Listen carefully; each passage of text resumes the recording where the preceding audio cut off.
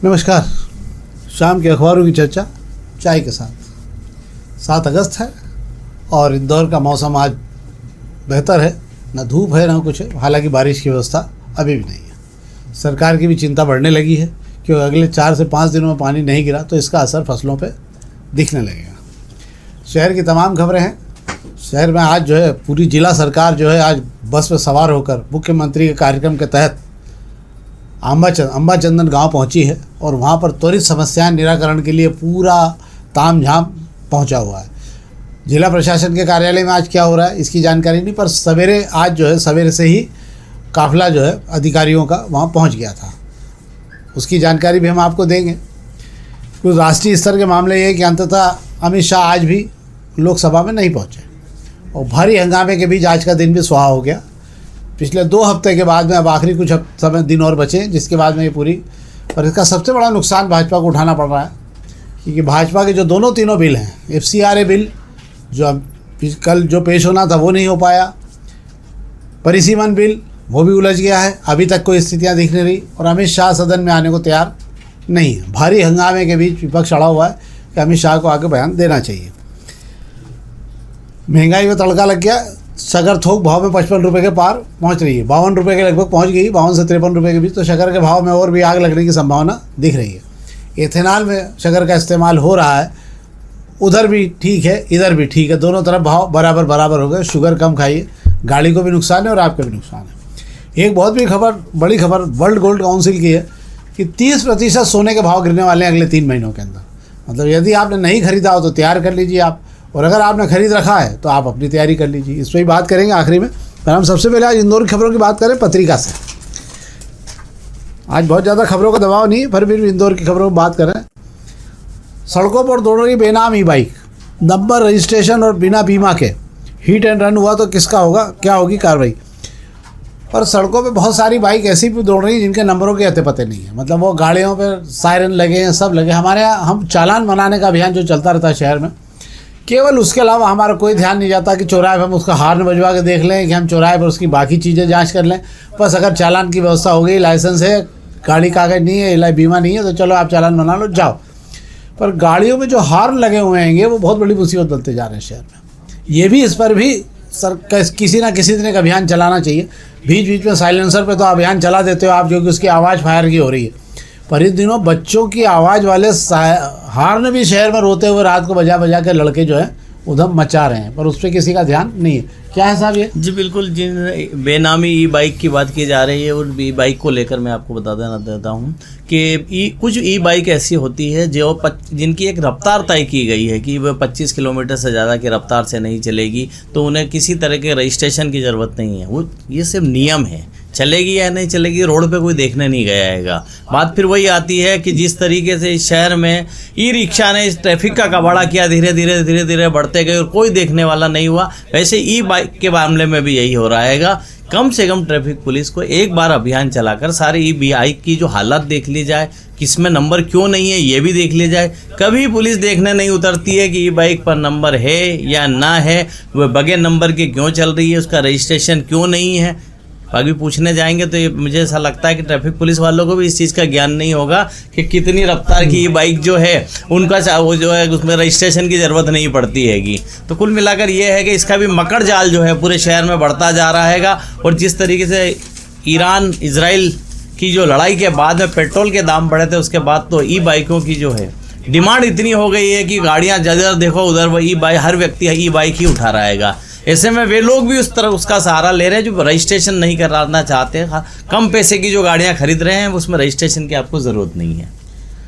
सभी जगहों पर मुझे ऐसा लगता है कि इसके लिए एक व्यापक अभियान की ज़रूरत है इस शहर में। और व्यापक अभियान तभी चल सकता है जब तमाम प्रशासनिक जो पुलिस के अधिकारी हैं जो कमरों से बाहर नहीं निकलते, वो सारे लोग अगर एक साथ बाहर निकलें और 2 से 3 दिन इस शहर को खंगाल डालें तो मैं सोचता हूँ बहुत बड़ी समस्या हल हो सकती है इसके अंदर। पर अब आजकल कौन कमरे से निकले और कौन क्या करेगा, सब ऊपर वाले के भरोसे है। अब हम प्रभातकरण खबर की बात कर लेना है। कभी कभी आपका सीखा हुआ भी किसी की जान बचा सकता है, इसलिए अगर आपको कुछ सीखने को मिलता है तो ज़रूर सीखना चाहिए। खासकर CPR देने वाली व्यवस्था, एक प्रयास होता है किसी को हार्ट अटैक आ जाए तो उसको CPR देकर बचाया जा सकता है। एक खबर है इसमें और एक खबर और भी है ऐसी की ऐसी कि कल मोटरसाइकिल पर बैठा हुआ लड़का जो है मोटरसाइकिल पर पीछे बैठा था और चलते चलते वो धड़ाम से वो भी गिर गया। जैसे ही गिर गया तो पुलिस वालों ने उसको देखा और उसको किनारे लाके उसको जो है पंपिंग करना शुरू की। पंपिंग करके CPR देके उसको अस्पताल में भर्ती किया था। यहाँ पर भी यही मामला कि मोबाइल से सीखा था और यात्री की जान बचा ली। दिल का दौरा पड़ा था उसको। और मुझे ऐसा लगता है इन सब के लिए स्कूलों में या तमाम जगहों पर जहाँ भी स्टाफ है वहाँ पर इसकी क्लास लगाकर एक बार सबको प्रशिक्षित कर देना चाहिए, क्योंकि ये बीमारी बहुत तेज़ी से अब बढ़ रही है। किसी ज़माने में 40 और 45 साल के लोगों के बाद ही ये बीमारी फैलती थी, परंतु अब 15-20 साल के बच्चे भी इसके शिकार हो रहे हैं। तो गाड़ी चलाते चलाते किसी को हार्ट का प्रॉब्लम हो रहा है या किसी कारण, तो इस पर विशेष ध्यान दिया जाना चाहिए। और अगर ये प्रशिक्षण दिया है तो बहुत अच्छी बात है, और अगर लिया है आपने तो और अच्छी बात है। क्या है साहब ये? जी बिल्कुल, आपने सही कहा कि सोशल मीडिया के दौर में जिस तरीके से मोबाइल पर जो है युवा लगे रहते हैं, उसको देखकर कहा जाता है कि समय बर्बाद कर रहे हैं, चीज़ों को ऐसी चीज़ों में समय खराब कर रहे हैं जिससे कोई जीवन का लेना देना नहीं। पर बता दूं उसके कुछ अच्छे फ़ायदे भी निकल कर दिखाई देते हैं जब इस तरीके की मिसालें पेश की जाती है। आज सुबह जो park road station railway station से जोधपुर जाने के लिए ट्रेन खड़ी थी, उस ट्रेन में लाइट को बंद चालू करने का काम सैयद जिसान अली करते हैं। आज भी वो युवा लड़का लाइट चालू करके जैसे ही आगे बढ़ रहा था, उसने देखा कि एक यात्री जो है सीट पर बेहोश होकर गिर पड़ा और उससे सांस लेने में दिक्कत आ रही थी। दूसरे यात्रियों ने हल्ला मचाया तो भीड़ जमा हो गई, पर किसी ने हिम्मत नहीं की कि उसे किस तरीके से बचा लिया जाए। जिशान को समझ में आ गया था, उन्होंने उसकी छाती पर जो है पंपिंग करके जैसे तैसे सांस वापस लाने की कोशिश की और चिल्लाता रहा, अंकल जी सांस लीजिए। और सैयद जिशान अली ने मनोज वर्मा की जान बचा ली। आप जान के हैरानी होगी, जो लोग तेरा मेरा या हिंदू मुस्लिम की बात करते हैं उन्हें यह देखना चाहिए कि इस दुनिया में मानवता सबसे बड़ा धर्म होता है, और विकट की स्थिति में ये नहीं देखा जाता कि वो कौन से धर्म का है जिसकी आप जान बचा रहे हैं। शायद लोगों को ना मालूम भी हो, फिर भी मैं आपको बताता हूँ। कुछ जगहों पर ऐसा है कि कई जगह पर अगर खून की ज़रूरत पड़ी है तो भी एक दूसरे को दिए गए हैं। इसके रिकॉर्ड भी चाहें तो आप ब्लड बैंक पे जाकर देख सकते हैं। अब हम बात कर ले रहे हैं अग्निबाण खबर की। तो अग्निबाण खबरों में आज अग्निबाण ज़रा वजन ज़्यादा हो गया अग्निबाण का। तो कांवड़ यात्रा भी आ गई गोलू शुक्ला जी की, और अमिताभ बच्चन का पसंदीदा घी जो है गोवर्धन घी, उसके मामले में इंदौर में 25,000 लीटर घी जो है उसकी बिक्री पर रोक लग गई है। मुझे लगता है शायद ये नकली घी का मामला तो नहीं होगा, पर उसके स्तर को जो गुणवत्ता है उसको लेकर कोई मामला हो गया होगा। पर अगर आप घी खा रहे हैं तो हमने पिछले दिनों भी कहा था कि अगर आप शुद्ध घी खा रहे हैं तो उसका ध्यान रखिए, किसी दिन आप बड़ी मुसीबत में नहीं आ जाएं घी खा के। इसलिए भी कहाँ यार खबरें। यस, एक खबर पर हम बात करें अग्निबाण में। एक तो मेट्रोपॉलिटन प्लानिंग को लेकर 3 बार बदल गई है। अभी तक मेट्रोपॉलिटन का मामला, इंदौर के मास्टर प्लान का तो भगवान ही मालिक है, और उस मास्टर प्लान वो जब तक आएगा शायद मुझे लगता है कि इस शहर का बहुत नुकसान हो चुका रहेगा। जबकि सबसे ज़्यादा ज़रूरत आज की तारीख में इस शहर के डेवलपमेंट के लिए मास्टर प्लान की ही है। उसको लेकर कोई योजना कहीं तक नहीं। क्या औद्योगिक क्षेत्र बनेंगे, कहाँ बनेगा, कहाँ 29 गाँव का विकास होना है, किन गाँवों को आपको ग्रीनरी में शामिल करना है, या कहाँ ग्रीन बेल्ट बनेगा, इसका कोई आगे का हमारे पास रिकॉर्ड नहीं है। आज कितना समय हो गया वो मास्टर प्लान का। अब मेट्रोपॉलिटन की प्लानिंग को लेकर भी प्राधिकरण को 6 करोड़ रुपए खर्च करना पड़े, कंसल्टेंट को राशि चुकाना पड़ी है। हर बार जो है प्राधिकरण जो हर बार प्लानिंग बदली है। पहले ये 8,000 स्क्वायर फीट 8,000 किलोमीटर चालू, अब और बढ़ा, फिर 14,000 पे हो गया, और अब बढ़ के 16,000 वर्ग किलोमीटर का मेट्रोपॉलिटन क्षेत्र बन रहा है। प्रयास नो डाउट बहुत अच्छा हो सकता है ये, पर मुझे ऐसा लगता है कि इसके लिए जो बजट की व्यवस्था है वो हमारे पास में अभी नहीं है। तो इसको प्रयोग के तौर पर भी अगर कहीं ऐसा एक साथ चालू किया जाएगा तो उसको कई साल लगेंगे इस प्रयोग को सफल होने में। क्या है साहब? बिल्कुल, पर जिस योजना के पीछे सरकार की दिलचस्पी हो उसके अंदर पैसे की मुझे नहीं लगता है कभी किल्लत आनी है। बात कर लेते हैं मेट्रोपॉलिटन इंदौर उज्जैन मेट्रोपॉलिटन जो है मुख्यमंत्री मोहन यादव का सपना हैगा। इसके लिए उन्होंने जो योजना बनाई है, ये योजना में बार बार बदलाव इसलिए हो रहा है कि सरकार एक बार तय नहीं कर पा रही है कि इसका एरिया कितना रखा जाए। 6,000 वर्ग किलोमीटर से शुरुआत की गई थी, उसके बाद 6 से आप 8 पे आ गए, 8 से 9 पे चले गए, 9 से 12 पे, और अब आप 16,000 स्क्वायर फीट पर आकर रुक गए हैंगे। ऐसे में जो आपने कंसल्टेंट इंदौर विकास प्राधिकरण ने तय किया था, उसने जो है पहले 6,000 के लिए सर्वे किया, दूसरी बार आपके 9,000 के लिए सर्वे किया, अब 16,000 के लिए प्लानिंग की, मतलब सर्वे करके पूरी प्लानिंग बना के दी है कि आपको कहाँ पर क्या रखना हैगा।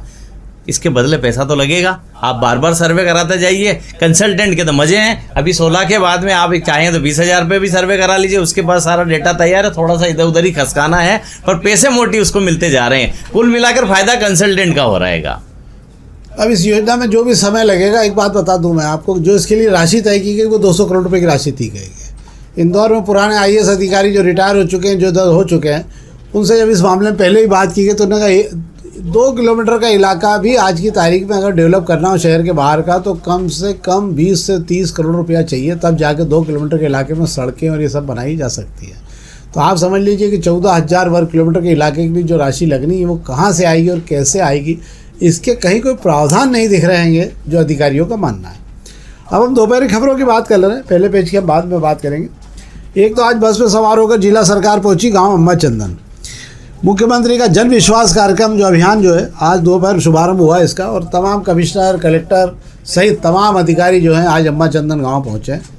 यहाँ पर अम्मा चंदन गाँव में गाँव की समस्या और उसके निराकरण को लेकर एक प्रयास शुरू किया जा रहा है। तमाम गाँव में ये टीम जाएगी अलग अलग, और ये अभियान अभी चलेगा, आज से शुरू हुआ है तो वो लंबे समय तक चलेगा।